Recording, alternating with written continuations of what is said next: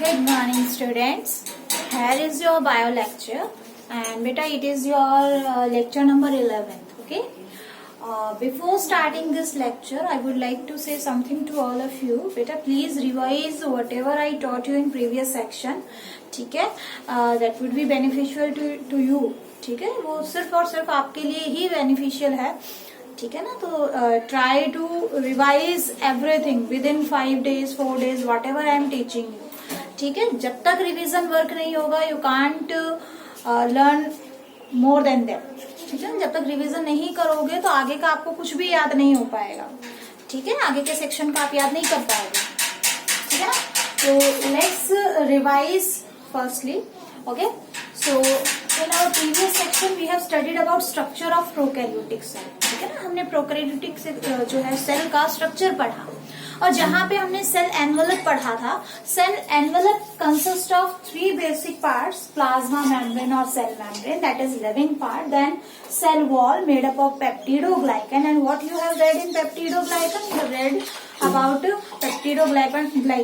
ठीक है, क्या पढ़ा है आपने पेप्टिडोग्लाइकन के बारे में कि it consist of alternative units of NAG and NAM, N-acetyl glucosamine and N-acetyl muramic acid पढ़ा है. फिर हमने देखा कि सेल वॉल के बेस पे पेप्टिडोग्लाइकन की कंपोजिशन के बेस पे हमने बैक्टीरिया को 2 पार्ट्स में डिवाइड किया था, gram positive and gram negative bacteria. ठीक है, जिसमें हमने देखा कि ग्राम पॉजिटिव में पेप्टिडोग्लाइकन बहुत ज्यादा थिक होती है और प्लस टिकोइक एसिड होता है. ठीक है, और परमानेंटली ये स्ट्रेन को गेन कर लेती है. फिर हमने देखा कि जो ग्राम नेगेटिव बैक्टीरिया होते हैं उनमें पेप्टिडोग्लाइकन बहुत ही पतली होती है, थिन होती है, प्लस एक एक्सटर्नल लेयर और होती है लिपोपॉलीसेक्राइड्स की. समझ में आया? ठीक है, ये सारी बातें हम कर चुके हैं. इसके बाद हमने देखो स्टार्ट किया था प्लाज्मा मेम्ब्रेन के बारे में. ग्लाइकोकैलिक्स हम उससे पहले पढ़ चुके हैं. लूज है तो स्लाइम लेयर और अगर हार्ड है तो कैप्सूल, इस तरीके से. ठीक है ना? अब देखो हमने प्लाज्मा मेम्ब्रेन पढ़ा था और वहां पे हमने एक स्ट्रक्चर पढ़ा था, क्या? मीजोसोम पढ़ा था ना, मीजोसोम. और मीजोसोम के फंक्शंस मैंने कहा था बहुत ज्यादा जरूरी है याद करने, अच्छे से याद कर लेना. रेस्पिरेशन में है, सेल डिवीजन में है. ठीक है, इसके अलावा अगर हम बात करें जो है डॉटर सेल के डिस्ट्रीब्यूशन में होता है. ठीक है, डीएनए रेप्लिकेशन में होता है, सरफेस एरिया इंक्रीज करता है ये. ठीक है, एंजाइम्स को काम करने के लिए जो है सरफेस प्रोवाइड कर रहा है. तो बहुत सारे काम होते हैं मीजोसोम्स के, that you have to learn. ठीक है ना? इसके बाद हमने देखा था कि इस तरीके से जो फोटोसिंथेटिक बैक्टीरिया होते हैं, ठीक है, ऑटोट्रोफिक बैक्टीरिया होते हैं, उनके अंदर कई बार प्लाज्मा मेम्ब्रेन पिंच ऑफ हो जाती है. ठीक है, and it store certain photosynthetic pigments, जैसे बैक्टीरियो क्लोरोफिल है, बैक्टीरियोविडिन है, इस तरीके से. और उनकी 3 अलग अलग शेप हमने की थी, है ना? तो एक तो हमने वेसिकल लाइक पढ़ा था, एक लैमेले लाइक पढ़ा था और एक इस तरीके से पढ़ा था. ठीक है, तो देखो ये सब आपको, जैसे फाइकोक्लोरोबियम है ये, ठीक है, ये फोटोसिंथेटिक लैमेले हैं. और साइनोबैक्टीरिया में इस तरीके की आपको जो मिलेगी, क्या मिलेगी? कंपोजिशन मिलेगी. तो इस तरीके से हमने क्या है बहुत सारी बातें अपने प्रीवियस लेक्चर में पढ़ी. ठीक है बेटा, प्लीज रिवाइज, अदरवाइज सारी चीजें इतनी इकट्ठी हो जाएंगी आपको बहुत ज्यादा बर्डन फील होगा. ठीक है ना? और डॉक्टर बनना है तो इतनी चीजें तो आपको याद करनी पड़ेगी. अभी तो आपने एक चैप्टर भी पूरा नहीं किया है, मतलब हाफ भी नहीं हुआ हमारा चैप्टर. तो देखो ये सब हम कर चुके हैं. इसके बाद हमने पढ़ा था कि बैक्टीरिया में यूकैरियोटिक सेल के एनालॉगस, माइटोकॉन्ड्रिया के एनालॉगस बैक्टीरिया में क्या मिलता है? मीजोसोम. ठीक है ना? क्या मिलता है? मीजोसोम. और अगर हम बात करें क्लोरोप्लास्ट के एनालॉगस, ठीक है ना, तो क्लोरोप्लास्ट के एनालॉगस क्या मिलता है हमें?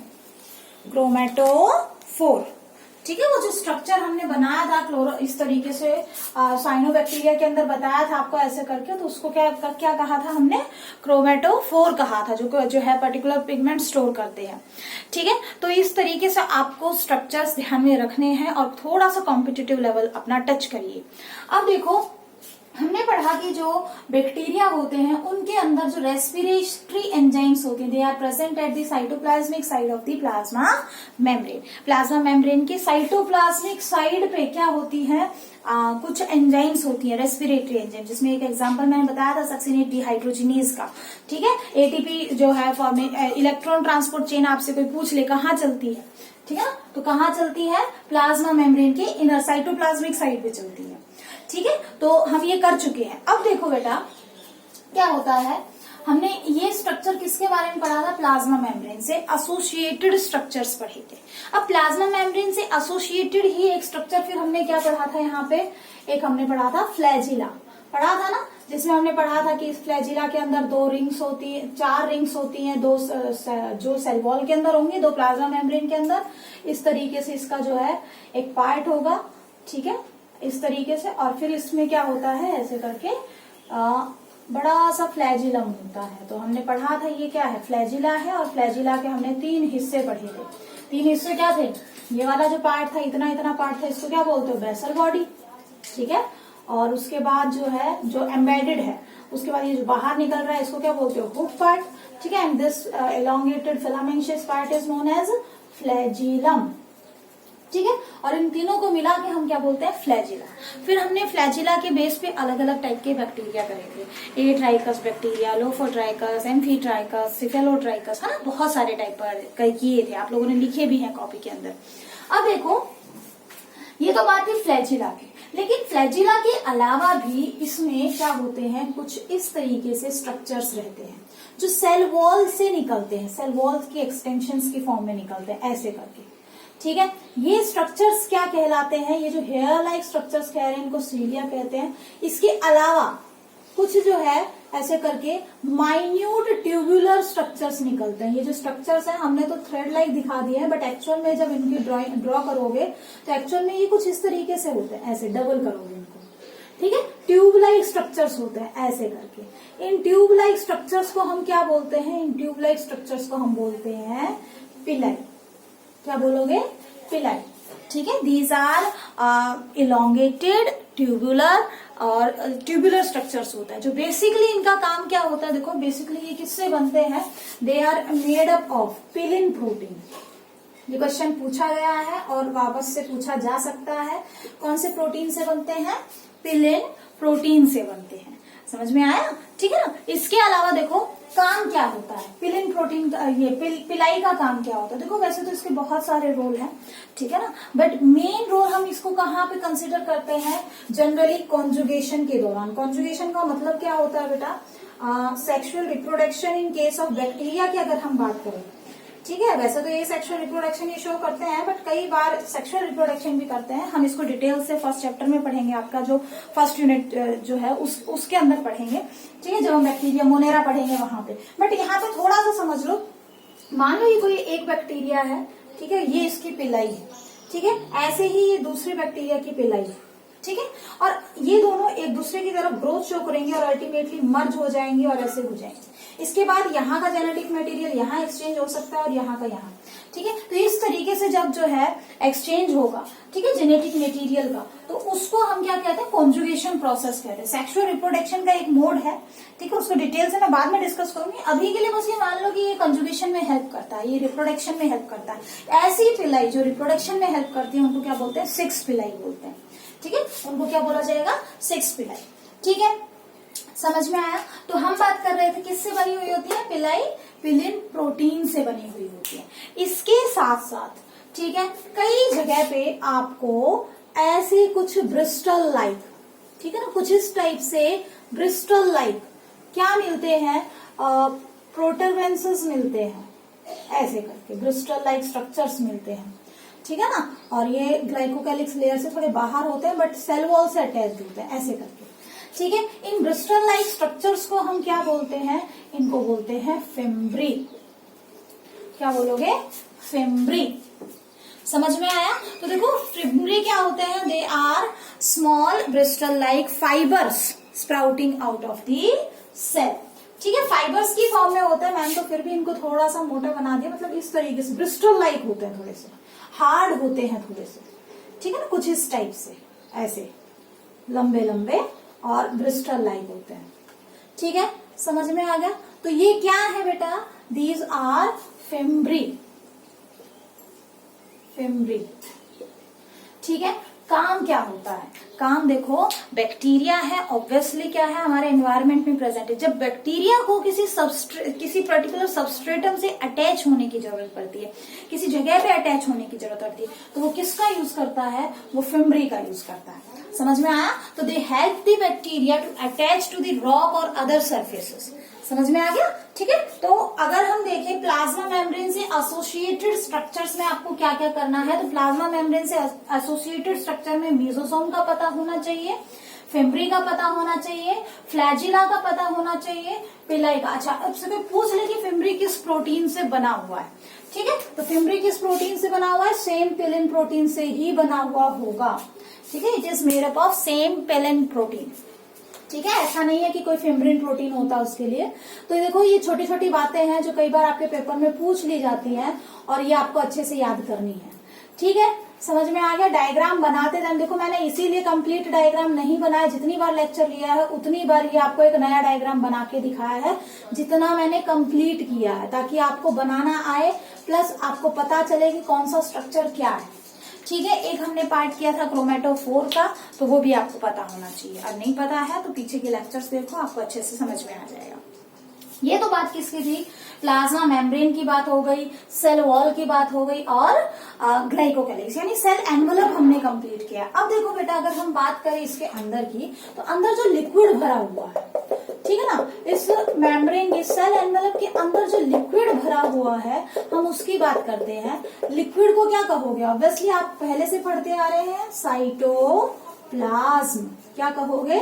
साइटोप्लाज्म। तो देखो अगर हम बेसिकली प्रोकैरियोटिक सेल के साइटोप्लाज्म की बात करें, तो यहाँ पे हमें क्या क्या देखने को मिलेगा, साइटोप्लाज्म में होता क्या है, ठीक है। तो बेटा साइटोप्लाज्म के अंदर देखो, पहले तो हमें पता होना चाहिए कि साइटोप्लाज्म में होता क्या है, ठीक है। और साइटोप्लाज्म जो है बेसिकली देखो, हम आगे चल के एक चैप्टर पढ़ेंगे बायोमोलिक्यूल्स, ठीक है। तो बायोमोलिक्यूल्स के अंदर हम पढ़ेंगे कार्बोहाइड्रेट्स के बारे में, प्रोटीन्स के बारे में, विटामिन्स, मिनरल्स, इस तरीके से। तो देखो अगर हम बात करें इस साइटोप्लाज्म की, तो जनरली क्या है, ये कोलॉइडल सॉल्यूशन होता है। कोलॉइडल आप केमिस्ट्री में पढ़ चुके होंगे, ठीक है ना। ये क्या होता है? Colloidal mass of carbohydrate, proteins, lipids, ठीक है। बायोमोलिक्यूल्स का जो है एक होमोजीनियस कोलॉइडल, होमोजीनियस यानी कि कंसंट्रेशन सेम रहेगी, ठीक है। कोलॉइडल सॉल्यूशन होता है और कोलॉइडल यूं कहो कि सब्सटेंस होता है, मास होता है, मास ऑफ कार्बोहाइड्रेट्स हो गए, ठीक है, कार्बोहाइड्रेट्स, प्रोटीन्स, लिपिड्स, ठीक है। इसके अलावा हम बात करें तो न्यूक्लियोटाइड्स भी होती हैं यहाँ पे, ठीक है। न्यूक्लियोटाइड्स है, जैसे आरएनए कंटेंट मिलेगा हमें यहाँ पे। तो काफी चीजें, काफी ज्यादा जो यूं कहो कि बायोमोलिक्यूल्स मिलते हैं, ठीक है। अब जो इम्पोर्टेंट थिंग है यहाँ पे हमें देखना है, यहाँ पे no streaming movement, no streaming movement. अब ये स्ट्रीमिंग मूवमेंट क्या होता है? देखो बेटा, ये साइटोप्लाज्म जो है, इस साइटोप्लाज्म के अंदर क्या होता है कि साइटोप्लाज्म अब सर्कुलेट करता है within the cell. Cytoplasm क्या करता है? सर्कुलेट करता है। और वो सर्कुलेटरी मूवमेंट जो है, ठीक है ना, उसको क्या बोलते हैं हम? स्ट्रीमिंग मूवमेंट बोलते हैं। क्या बोलोगे? Streaming movement. या फिर दूसरा नाम क्या है स्ट्रीमिंग मूवमेंट का? दूसरा नाम क्या होता है? साइक्लोसिस, ठीक है। लेकिन प्रोकैरियोटिक सेल में क्या होता है? देखो यहाँ पे जो सेल ऑर्गेनल्स हैं वो तो है नहीं, मेम्ब्रेन बाउंड सेल ऑर्गेनल्स तो एब्सेंट होते हैं, ठीक है। तो जो मटेरियल का ट्रांसपोर्ट है, वो मटेरियल का ट्रांसपोर्ट बहुत ज्यादा फास्ट है, एक ऑर्गेनल से दूसरे ऑर्गेनल में हमें इतना ज्यादा जरूरत नहीं है, ठीक है। समझ में आ गई बात, ठीक है ना। तो यहाँ पे स्ट्रीमिंग मूवमेंट की कोई जरूरत नहीं होती है, क्योंकि cell is well efficient to do its work without any streaming movement, ठीक है। That's why there is no streaming. बहुत इंपॉर्टेंट क्वेश्चन आया हुआ है और कम से कम 4-5 बार आया हुआ है। तो प्रोकैरियोटिक सेल में साइटोप्लाज्मिक मूवमेंट कह लो या स्ट्रीमिंग मूवमेंट कह लो या साइक्लिक मूवमेंट कह लो, ठीक है, साइक्लोसिस कह लो, वो हमेशा एब्सेंट होती है, बट यूकैरियोटिक सेल में होगी, ठीक है। यूकैरियोटिक सेल में साइक्लोसिस होती है। क्लियर? तो पहला हमने पढ़ा कैसा क्या होता है साइटोप्लाज्म, उसके बाद हमने पढ़ा कि कोई स्ट्रीमिंग मूवमेंट नहीं होती। तीसरा हम क्या देखेंगे कि membrane bound cell organelles, membrane bound cell organelles are absent, ठीक है, मेम्ब्रेन बाउंड सेल ऑर्गेनल्स क्या होते हैं, एब्सेंट। आपको एक भी सेल ऑर्गेनल यहाँ पे ऐसा नहीं मिलेगा जो मेम्ब्रेन बाउंड हो, इसीलिए इसको यूनिट मेम्ब्रेन सिस्टम भी कहते हैं, ठीक है। क्योंकि यहाँ पे क्या है, मेम्ब्रेन से प्लाज्मा मेम्ब्रेन है, इसके अलावा आपको मेम्ब्रेन बाउंड कोई स्ट्रक्चर नहीं मिलेगा, ठीक है।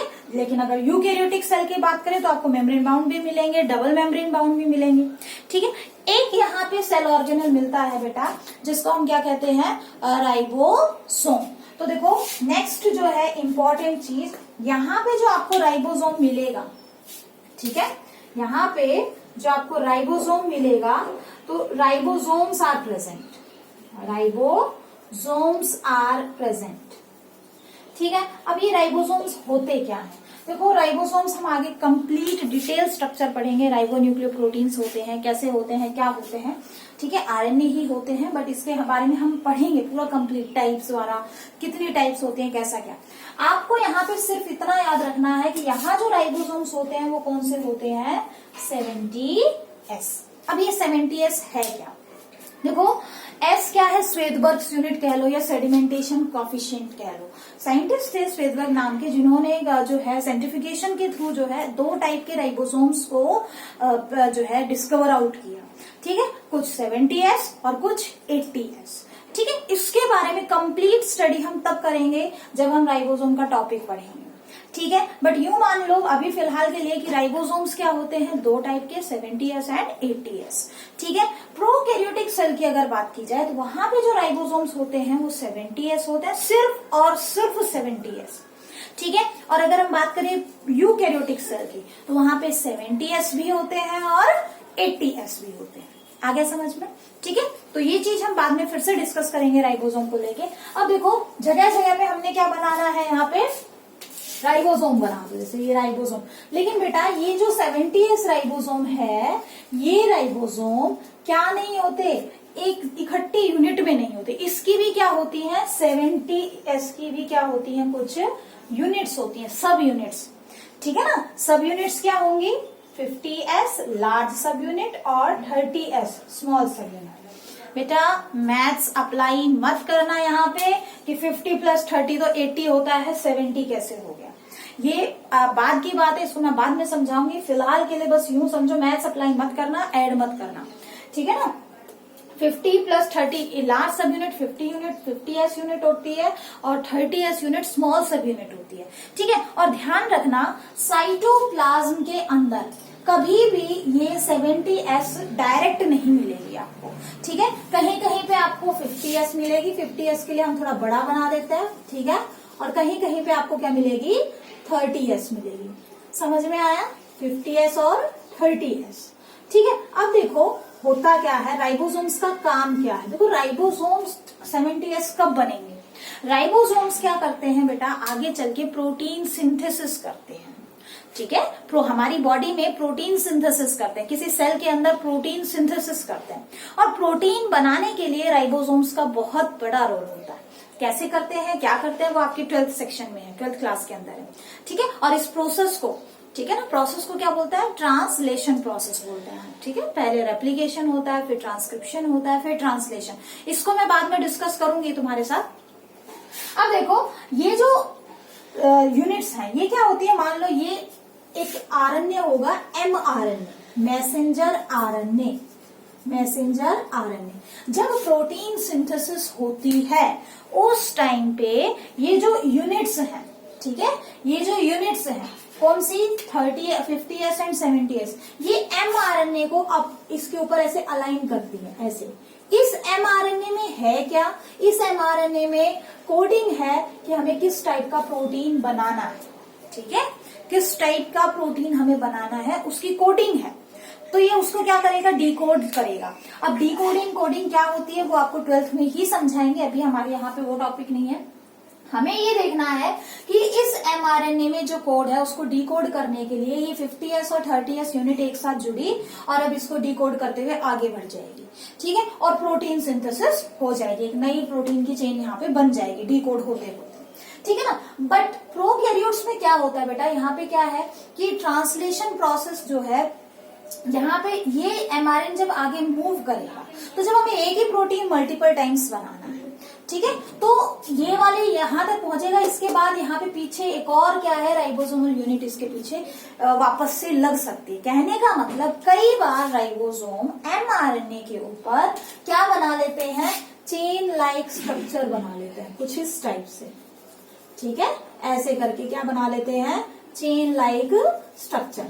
ठीक है, ये कंप्लीट क्या है, दिस कंप्लीट वन, ये पूरा का पूरा 70S हो गया। ठीक है, 70S राइबोसोम। ये क्या बताया था हमने, 50S राइबोसोम। ठीक है, और ये छोटे क्या बताए थे हमने, 30S राइबोसोम। और इस पूरे स्ट्रक्चर को, जब चेन ऑफ राइबोसोम बन रहा है, इस पूरे स्ट्रक्चर को हमने क्या कहना है, या तो बोलोगे पोलीसोम या बोलेंगे पोलीराइबोसोम। पोली मतलब मैनी और राइबोसोम यानी कि बहुत सारे राइबोसोम। तो देखो, मैसेंजर आरएनए पे जब बहुत सारे राइबोसोम एक चेन लाइक स्ट्रक्चर बना ले, ठीक है, that particular chain of ribosome is known as polysome और पोलीराइबोसोम। कब बनती है ये chain, at the time of protein synthesis. ठीक है, प्रोटीन सिंथेसिस। और बेटा साइड ध्यान में रखना, प्रोटीन सिंथेसिस कहाँ हो रही है, साइटोप्लाज्म के अंदर। ठीक है, साइटोप्लाज्म में ही हो रहा है ये प्रोसेस। समझ में आया। ठीक है, अब देखो, ये तो बात किसकी थी, राइबोसोम्स की। ठीक है, राइबोसोम्स की यूनिट हम तुम्हें बता चुके हैं कि राइबोसोम्स की यूनिट कौन कौन सी होती है। हालांकि हम इसकी माइन्यूट यूनिट की भी बात करेंगे, बट वो सारी चीजें हम कहाँ पे पढ़ेंगे, वो सारी चीजें हम आगे पढ़ेंगे आपके इस चैप्टर में। तो देखो, हमने क्या पढ़ा, हमने पढ़ा कि ऐसे करके एक बनाई थी मैंने। अब आप यहाँ पे एक से ज्यादा भी बना सकते हो, एक से ज्यादा पॉलीसोम्स बना सकते हो। ठीक है, एक ये भी हमने क्या बना दिया, पॉलीसोम बना दिया कंप्लीट। ठीक है, इस तरीके से। इसके अलावा आपको क्या मिलेंगे, अलग टाइप के आरएनए भी यहाँ पे मिलेंगे। ठीक है, जगह जगह पे आपको क्या मिलेगा, सेल के अंदर ऐसे करके जगह जगह पे ट्रांसफर आरएनए भी मिलेगा। ठीक है ना, ऐसे करके एस आरएनए, किसी किसी बुक में एस आरएनए दिया है, कहीं कहीं पे टी आरएनए दिया है।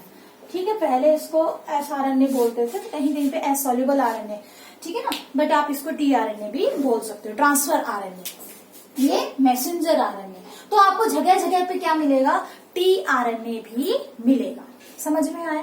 तो हमने क्या देखा कि साइटोप्लाज्म में हमें क्या मिल रहा है, साइटोप्लाज्म में कोई स्ट्रीमिंग मूवमेंट नहीं होगा, साइटोप्लाज्म में कोई मेम्ब्रेन बाउंड सेल ऑर्गेनल नहीं होगा, साइटोप्लाज्म में राइबोसोम्स होंगे और वो भी कौन से, 70S। ठीक है, इसके अलावा और क्या मिलना है हमें, इसके अलावा देखो, यहाँ पे हमें कुछ इंक्लूजन्स बॉडी मिलती है। क्या मिलती है, इंक्लूजन बॉडीज। इंक्लूजन बॉडीज क्या होती है, इंक्लूजन बॉडी, देखो ये कुछ रिजर्व मटेरियल्स होते हैं। ठीक है, जिनके चारों तरफ कोई मेम्ब्रेन नहीं होती and they are dead substances. ठीक है, they are reserve material in prokaryotic cells. ठीक है, और दे स्टोर्ड मटेरियल्स होते हैं। ठीक है ना, और इनके अंदर क्या है, कोई भी, इनके चारों तरफ कोई भी मेम्ब्रेन नहीं होगी। ठीक है, समझ में आया। ठीक है ना, समझ में आ गया। ठीक है ना, तो इस तरीके से आपने क्या करना है, इस तरीके से आपने क्या करना है, ये चीजों को याद करना है। अब इंक्लूजन बॉडी में एक आधा एग्जांपल अगर हम लेके चले तो देखो, फोस्फेट ग्रेन्यूल्स, फोस्फेट ग्रेन्यूल्स। ठीक है, जगह जगह पे आप बना सकते हो फोस्फेट के ग्रेन्यूल्स, यहाँ पे हो सकते हैं, ग्लाइकोजन के ग्रेन्यूल्स हो सकते हैं। ठीक है, जैसे यहाँ पे मैंने लिख दिया फोस्फेट ग्रेन्यूल्स। स्पेसिफिक बैक्टीरिया में स्पेसिफिक टाइप के ऑर्गेनल्स मिलेंगे। ठीक है ना, स्पेसिफिक टाइप के, और बैक्टीरिया में स्पेसिफिक टाइप के ऑर्गेनल्स मिलेंगे। ठीक है, इसके अलावा ग्लाइकोजन ग्रेन्यूल्स यहाँ पे आपको मिल सकते हैं। ठीक है, ग्लाइकोजन के ग्रेन्यूल्स भी मिल सकते हैं यहाँ पे। ठीक है, स्टोर्ड मटेरियल है, बस यूं मान के चलो, जैसे मान लो जगह जगह पे मैंने ऐसे करके ये बना दिए। ठीक है, इस टाइप का स्ट्रक्चर बना दिया। तो ये क्या बनाया है मैंने, ये ग्लाइकोजन ग्रेन्यूल्स बना दिए। ग्लाइकोजन क्या होता है, स्टोर्ड फूड ही तो होता है ग्लाइकोजन, है ना, ग्लाइकोजन ग्रेन्यूल्स। तो देखो बेटा, ये ग्लाइकोजन ग्रेन्यूल्स हो गए, फोस्फेट ग्रेन्यूल्स हो गए, glycogen granules, sorry, phosphate granules. ठीक है, साइनोफाइसिन ग्रेन्यूल्स। ठीक है, तो ये क्या है, कुछ ग्रेन्यूल्स होते हैं, यू मान के चलो डेड ऑर्गेनल्स होते हैं। ठीक है ना, ऑर्गेनल्स तो नहीं कहेंगे हम, रिजर्व मटेरियल्स होते हैं। आ गया समझ में। ठीक है। इसके अलावा आपको साइटोप्लाज्म में जो है क्या देखने के लिए मिलेगा बेटा, अगर बैक्टीरिया हमारा क्या है, अगर बैक्टीरिया हमारा जो है फ्लोटिंग है, फ्री फ्लोटिंग है, किसी पर्टिकुलर वाटर सरफेस के ऊपर फ्लोट कर रहा है, तो ऑब्वियसली फ्लोटिंग के लिए ब्यूएंसी होनी चाहिए। और ब्यूएंसी के लिए देखो ये क्वेश्चन देखो आया हुआ है उसका यूपीएससी के एग्जाम्स में आया हुआ है, ठीक है ना, कि which of the following is present in prokaryotic cell, और ठीक है ना। तो इस तरीके से तो बेटा यहाँ पे देखो, यहाँ पे आपको क्या मिलेगा, साइटोप्लाज्म में गैस वैक्यूल्स मिलेंगे। क्या मिलेंगे, गैस वैक्यूल्स, ठीक है। गैस वैक्यूल क्या होते हैं, वैक्यूल्स आपने पढ़ा है 9th क्लास में, ठीक है ना, कि कुछ बैग लाइक स्ट्रक्चर्स होते हैं जिनके अंदर जो है अगर प्लांट सेल के अंदर प्रेजेंट है तो सैप भरा हुआ होगा, ठीक है। ये भी नॉन लिविंग ही होते हैं, ये ध्यान में रखना, नॉन लिविंग है। इंक्लूजन बॉडीज भी नॉन लिविंग है, गैस वैक्यूल्स भी नॉन लिविंग होते हैं, और इनके अंदर एयर फील्ड होती है दैट विल प्रोवाइड ब्यूएंसी। जनरली कहाँ पे मिलेंगे आपको, ब्लू ग्रीन एल्गी के अंदर मिलते हैं, ठीक है। फ्री फ्लोटिंग बैक्टीरिया जो होता है ना उनके अंदर, ब्लू ग्रीन एल्गी के अंदर आपको फोटोसिंथेटिक बैक्टीरिया जो होते हैं, पर्पल एंड ग्रीन बैक्टीरिया जो होते हैं उनके अंदर जो है हमें क्या मिलेगा, कुछ ऐसे गैस वैक्यूल्स भी मिलेंगे। तो हमने क्या पढ़ा, हमने पढ़ा कि साइटोप्लाज्म में हमें क्या क्या चीजें मिलेंगी। साइटोप्लाज्म में हमें कोई नो साइक्लोसिस इज अवेलेबल, ठीक है। Membrane bound cell organelles are absent, ठीक है। इसके अलावा फिर हमने देखा कि यहाँ पे जो राइबोसोम्स होते हैं वो 70S होते हैं, ठीक है। और क्या देखा आपने, इसके अलावा आपने देखा कि यहाँ पे क्या मिलते हैं, कुछ इंक्लूजन बॉडीज मिलती हैं। पॉलीराइबोसोम्स में तुम्हें करवा चुकी हूँ क्या होते हैं, ठीक है ना। अब हमारा जो टॉपिक है बेटा, हमने पढ़ा था कि किसी भी पर्टिकुलर सेल के अंदर हमने क्या देखा था, पर्टिकुलर सेल में क्या होता है, एक तो सेल एनवेलप होता है, साइटोप्लाज्म होता है, और अल्टीमेटली हम कहाँ पहुंच गए थे, जेनेटिक मटेरियल पे। तो अब बात करते हैं जेनेटिक मटेरियल की, ठीक है ना। जेनेटिक मटेरियल जो है एक बैक्टीरिया का वो कैसा होता है, देखो हमने एक एक टॉपिक को बहुत ही स्लोली और बहुत ही डीप से किया है, ठीक है। अभी मैं आपसे डिफरेंसेस पूछूंगी, ठीक है, और डिफरेंसेस आपने साथ साथ ध्यान में रखने हैं बेटा, क्योंकि देखो क्वेश्चन जो आपका आएगा वो जनरली क्या है, आपसे यूं पूछा जाता है कि कौन सा कौन सा जो है प्रोकैरियोटिक सेल का कैरेक्टर है या यूकैरियोटिक सेल का कैरेक्टर है, या कहीं से भी कैसे भी किसी भी मोड में क्वेश्चन पूछा जा सकता है। तो देखो अगर हम बात करें जेनेटिक मटेरियल के लिए, ठीक है, जेनेटिक मटेरियल इंपॉर्टेंट, और यहाँ से लगभग क्वेश्चन आता ही आता है, और अभी अगर अच्छे से समझ लोगे तो आगे आपको 12th में भी प्रॉब्लम नहीं आएगी।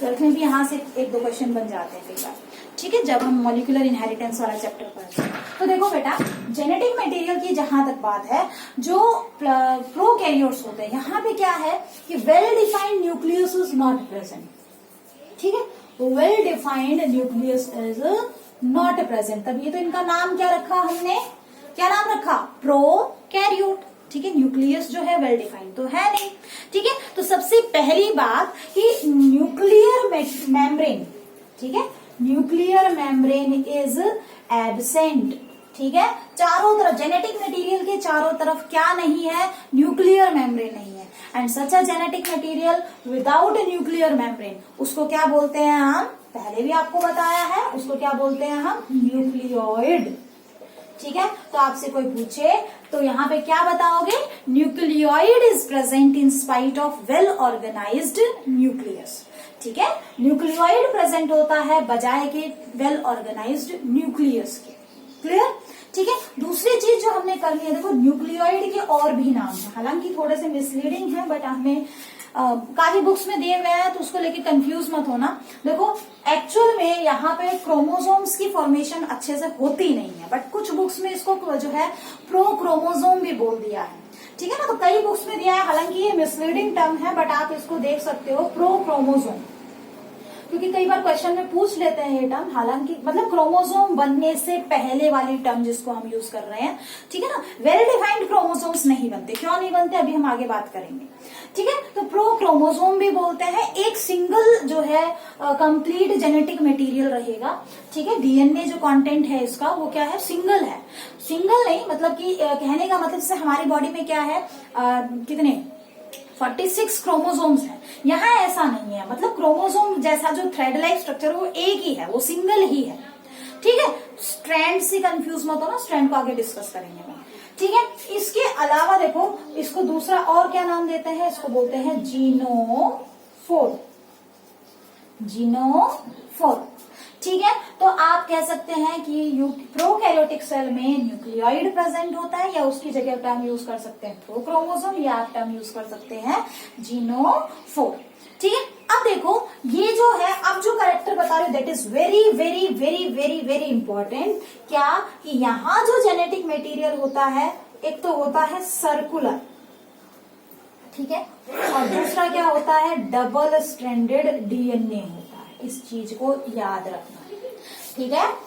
सर्कुलर और डबल स्ट्रैंडेड, जैसे मान लो इसको थोड़ा सा हम इसको सीधा करके बनाए, ढंग से बनाए, तो ये एक स्ट्रैंड हो गया, ठीक है। सर्कुलर क्यों है ये, क्योंकि बेटा इसके अंदर क्या हो है कि इसके दोनों एंड्स जो है आपस में ज्वाइंट है।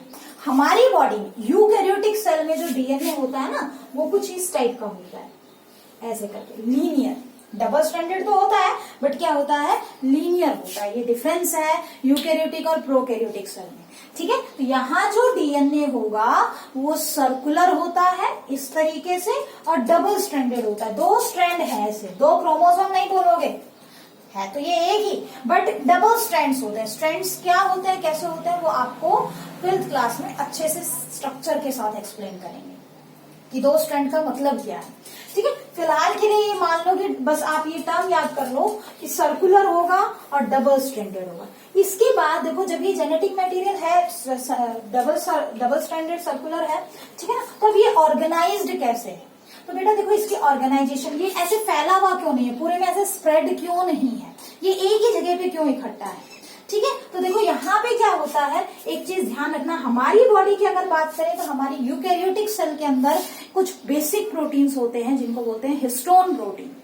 ठीक है। बट प्रोकैरियोट्स में सबसे इंपॉर्टेंट कैरेक्टर जो होता है यहाँ पे, histone proteins are absent, histone proteins are absent. क्या होते हैं हिस्टोन प्रोटीन, हिस्टोन प्रोटीन कुछ बेसिक प्रोटीन्स होते हैं, दो अमीनो एसिड होते हैं, लाइसिन और आर्जिनिन, जिसकी वजह से इसका बेसिक नेचर होता है, मतलब वो अमीनो एसिड ज्यादा होते हैं, ठीक है। तो ये मान के चलो ये पॉजिटिवली चार्ज पार्ट हो गया, और आपका डीएनए जो होता है वो नेगेटिवली चार्ज होता है। क्यों होता है, कैसा होता है, वो स्ट्रक्चर करेंगे तब बताएंगे, ठीक है। तो पॉजिटिव नेगेटिव एक दूसरे को कैसे पकड़ लेते हैं, और बहुत ज्यादा वो एक दूसरे के साथ इंटरमिंगल हो जाते हैं और पैकिंग हो जाती है डीएनए की।